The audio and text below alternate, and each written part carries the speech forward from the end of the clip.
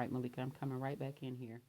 So you were talking about in the prison, how the guy was talking about being human. You were talking about working with the Wayne State uh, Yeah, so working with community. Wayne State and talking to their medical students and, giving them some insight on what that looks like as far as, if you're going to be, and that might not necessarily be the field, but a lot of times you are in these entities where you are dealing with people that might not be in the same they didn't grow up like you. They don't look like Exactly. you. They don't and I'm going to tell you that's very important too because working with these kids and talking to these kids, if you want to be that kid that got a private practice in Farmington Hills, do that. Hmm. You know what I'm saying? Don't come and say you want to help returning citizens because Right, right, right. that was one of the ideas that the kids were talking about having a returning citizen Yes, clinic, right? exactly. Where they work with just solely people that are returning that don't have no insurance and stuff like that. And one of the things that we're talking about is people that's been in prison 30, 40 years that all their family did die. Like Yes, they mama, they we're daddy, they seeing it. coming home Yes, and they ain't got nobody. it's They don't know how true. to get, they don't know where they birth certificate, like none of the first Yes. starts of beginning of life. So that was one of the things that one of the guys that was on the panel was saying he worked with an organization that works with people that's coming home from that because he was one of those people Hmm. that family he didn't have, you coming home, you've been Yes. locked up a long time. And I think that is so important for us to be able to, like I said, have that dialogue or have that uncomfortable conversation Hmm. because I don't necessarily have anybody like that, but I know someone that Yes, has. So yes. these are the same people that still will be in our community that can evolve our community Yes, that could come yes. and bring this because a lot of people go in there and they learn a lot of things. Yeah, they do. They read a lot. Hmm. I just feel like that population sometimes is so undermined and so like underestimated. Hmm. And you know what I'm saying? Is ultimately like you as a person. And I feel like I wish that kind of would change. You see what I'm saying? That's just like, you being a black person moving into the white neighborhood and what they think. I feel like that's the same way that everybody think about felons or people that Yes, come from yes, jail. yes. That's the same way. It's prejudice. Nobody really happy about it. Let's just say that. That's what we're trying to, that's why we breaking barriers. And that's what we were, on that first interview, one of the young men we were talking to, and I'm going to tell you about, he's working with another organization that might work with you. They work with the kids in Detroit. But anyway, I'm old, so I have to look it up. Okay, I ain't gonna even try.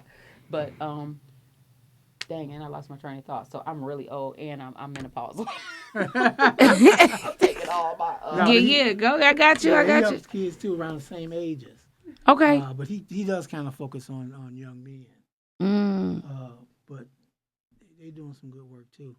But it was something you were saying when you were talking about don't nobody want to talk about it, and I was telling him we didn't talk about it, and we were asking people when they got out, how did people feel, even if you were guilty or innocent, Yeah. coming home. I Oh, asked you one receive. person was Yeah. who was innocent, but he was innocent, and he was saying, I said, how do people receive you? I mean, your family for real, because they might like, we know, family members still is like, mm. Because believe me, with the thought of my brother coming home, I always knew he was coming with me. But at first, people were like, well, yeah, I'll be flexible. But then when it started becoming like a reality, Reality. Yeah. you know what? Because I have this, I got, all the different positioning that started happening. But I always knew. I just really wanted to see. And I love that you've been like riding for your Yeah. brother. You've been riding for your brother. I hope he really. I know he do. I know he do. Man, I I don't appreciate know it, him. girl. He don't.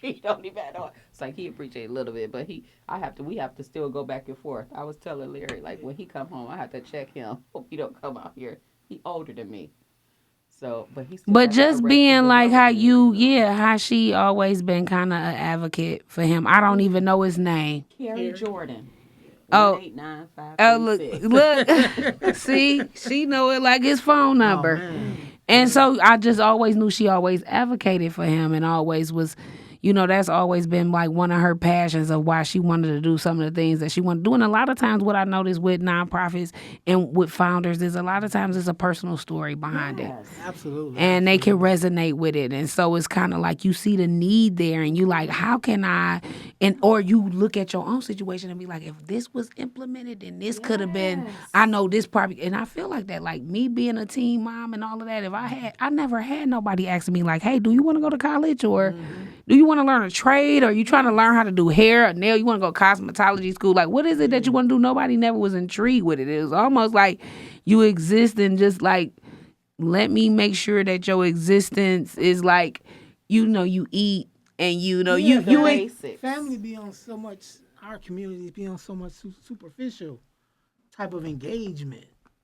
It's not planned. And then I grew up in that era of that crack era. So a lot of my aunts and uncles and stuff, people were really in a bad struggle themselves. And I understand now that they really didn't have a situation that was conducive to help me. Exactly. So me going to foster care was probably That was a a better blessing. situation, to be completely honest. And so I feel like the disappointment, at least, not saying that, but at least it came more from strangers at that time. Do that make sense what I'm saying? It do. Because I would have probably had a higher expectation and not knowing that they wouldn't have been able to deliver that because it just, at that time, it was just a bad time where everybody was pretty much trying to get themselves together. They So, did the best they could. yeah, Yeah. I went through that era where it was, crack, and my grandmother was very involved, and she had a brain aneurysm, like end up dying like unexpectedly.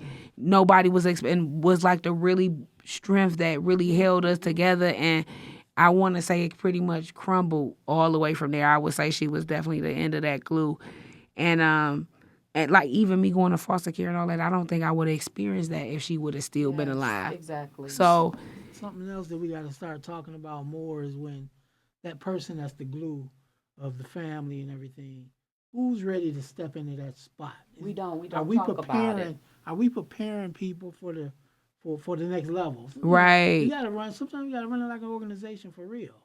you We do, need a vice because president, we think need a about treasurer, and think somebody about who got all the experience. family houses and stuff people that lost. Yeah. Stuff like that, like how they've been talking about, like a lot of the Trying to families, learn about trust and trust not funds. Yeah, worried about probate and stuff like that. Yes. That's another thing What that you I learn. definitely was saying I wanted to get into. Yeah. Wills and things like that, and what that looks like, so your kids could miss passing up probate court. They ain't gotta go through Yeah. fighting for somebody else because They you ain't. can. Yeah. And a lot of that stuff I've learned from personal experience. Yeah. But from the real estate aspect, I'm a resource for you. Yeah. I will do classes. I'm saying it publicly. You need me to do any classes on real estate. You know what my background is. I mean, I could tell people how to apply for a house and how to go through, that's mortgages, but it's still real estate. I mean, In the process of it, because I feel like a lot of times we are unaware We're of what that's intimidated, too. yeah, and if you don't know it, I think that's why we stay away from it or we be upset by it, because it's can things that we afford it. really don't know. but they don't even know it. But you can tell them about steps. Get your credit in order. How to report. Somebody I knew didn't know. You can get your free annual report, right? You can do different things, but we're not sharing it. And you don't see commercials advertising that stuff, No.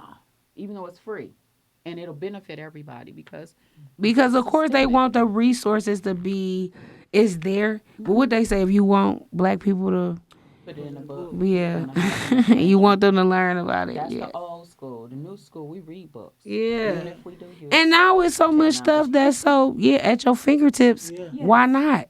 why not? And You then can you have talk about why they trying to tell people don't do AI. Come on, man. You just got to think when you're doing it. Don't turn your mind off. Still information coming through. I think too that's for the younger generation. They have made it so easy where they that's don't have all to. they do. They don't have They to don't really think. think. Right. So the common sense thing is kind of like, that's why I feel like we said, the delusional part is like dee-doo, dee-doo, dee-doo, dee-dee, dee-dee. Like, what world is you really living in? Because realistically, and it's crazy because I just watched a video where it was a young man, and you listen to this rap music, and the judge pretty much he had I think he might have killed somebody, and it was like 1st-degree murder. He couldn't get no bond or anything like that, and then like he like I'm talking about broke all the way down. But it just like we need to have more dialogue for these kids to see that, because y'all think y'all watch these video games, that GTA and That all it's that stuff, real life. that you could go and y'all rapping this stuff, y'all think this stuff, y'all got guns and y'all got the little face mask, all that stuff is cool until guess what, y'all standing in front of the judge and they telling you never gonna see your parents behind, other than behind a bar. And that's things that our young people need to be having exposure to that, as far as like realistically, this ain't what that is. Exactly. They don't know, but they're gonna find out. This is not what this is. And I feel like you hear from your parents, it's not the same from really understanding that. You understand what I'm saying? Because we hear stuff from our parents, we like, yeah, all They right, don't ma, know no all right, better. all right, They dad. think Yeah, they don't know. Yeah, all right, you said that. Yeah, show. But really seeing it with your peers, and that's why that's another thing too. I feel like the peer-to-peer thing is another thing I want to implement, where I get older kids that can kind of relate to some of the things with the younger kids, as far as like peer pressure, cyberbullying. I don't know nothing about cyberbullying. I didn't grow up in a cyber time. Exactly. Yeah, right. So it's just some things that I feel like I'm out of touch. My goal is to have the organization youth led, where the youth run it, whatever y'all want to do, because I don't know what y'all need You at this just sit on point. the board and help them. I'm helping y'all raise the money. I'm Help 'em helping y'all navigate, with the yeah. program. I'm there as a support, whatever y'all need me to be. That's what I'm there for. Okay. But as running it, I do at some point want to step down and kind of just, I love the community engagement, but not where I'm managing the finances and then I got to go get the money and I want to kind of be just involved in just that. That's really what my goal is. I definitely want to get more into motivational speaking. I want to I definitely want to get my book too. I want to get my book, like maybe a small documentary, Okay.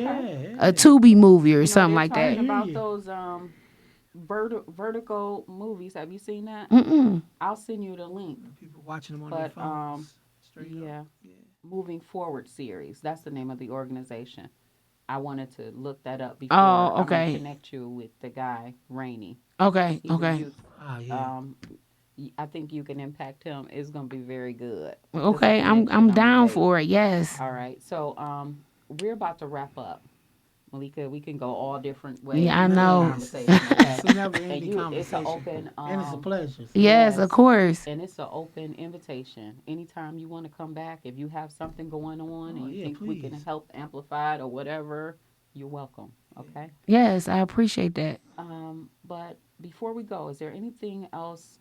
What's coming up for the Live Outreach this year? How can people help? What do we need? So, of course, the mobile mentoring hub is our main biggest project. We want to get that renovated and we want to get it make sure it's mechanically, everything good. But the thought process behind this is to impact people and meet people where they are. We do have a Give Butter campaign for people to donate if they want, like a GoFundMe, if they wanted to donate directly to that particular project. One of our main things we working on right now too is the wellness fair. The wellness fair is doing really, really good. This will be our 4th year doing it. The idea was to bring resources for overall wellness. So your mental, your emotional, your finance, all of that, all of the things. Because I feel like in our community, we got the high blood pressure, the diabetes, and then a lot of talk about no therapy, right? Because I grew up in a household where, what happened in our black household, stay in our black household. I'm trying to, I'm trying to really advocate for, you getting that health that you need and to identify when you have triggers, because I think that a lot of times we don't. And if something been told to you your whole life, like nothing wrong with you, what you talking about? You feel depressed. You ain't, what is depressed? How you know you depressed? And then it's questioning that you feel sad. Now you questioning yourself, but But you're trying to do so the wellness fair. And when is the wellness fair? so the wellness fair is April the 18th. It will be at the Coleman A. Young Center. It's from 1 to 4. So far we got the City of Detroit Health Department will be there. Excellent. We will have Walmart pharmacy will be there. Yoga. We always do yoga every year, which is with Miss Sarah Bryant. Okay. We will have MSU Extension, which they normally do our dietary nutrition thing. So we have Miss Gerald Lynn. She normally comes in. She did a good chicken chili one year. But now she did last year she did like a Chex Mix. Okay. So it just basically educates you on like the intake. Healthy. Yeah, and then she give you a whole breakdown of things that you consume and how much sugar in there. She really show you like this is how much sugar that was in that if you drunk that pop. But then she had at the end of her presentation of what she does something very like small and something not take a lot of time. And then she have samples for everybody to have some. So like if she do a Chex Mix, then she have enough for everybody to eat it. And then she have all the ingredients and stuff so people will know what was in it and how to make it when they get home. So we normally have like the Eastern Market. They're a good partnership with us. Last year we had Wayne Metro, trying to get them there this year. Wayne Pediatrics is another community partner that be there. So we got a lot of good people that yes. And so we still got a really high demand of people like, hey, we seen this event and we want to be a part of it. So it's been growing. And Where can people sign up? Do they have to sign up? Or so we have Eventbrite. It is on Eventbrite, and also you can go to our Facebook page, our Instagram page. It's not necessarily on our website, which we need to have it on our website, which is the liveoutreach.org. Yep. All right. Excellent. So what I'm going to do is go ahead and close out before we go over our time. All right. We appreciate you, Malika. Thank you for coming. Yes, thank you for having me. Yes. And we thank everybody, and we hope you guys live in faith every day. And we've been breaking barriers. I'm signing out. Our guest, Malika Williams, here with Larry and Angelina Braxton, and we're Life Support Community. Thank you so much.